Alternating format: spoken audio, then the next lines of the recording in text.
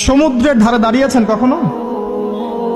অনেকে দাঁড়িয়েছেন, ওখানে কিছু চোরাবালি থাকে, আছে চোরাবালি আছে।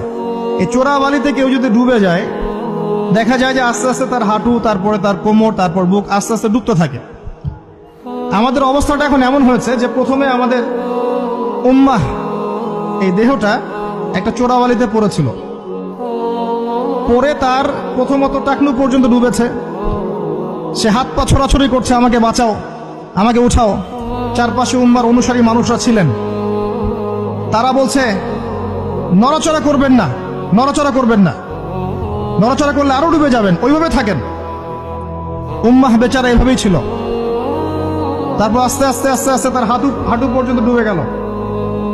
সে অস্থির হয়ে ছটফট করছে, আমাকে বের করো, আমাকে বের করো, আমি ডুবে যাচ্ছি। আশপাশের মানুষ বলছে রিল্যাক্স, নড়াচড়া করবে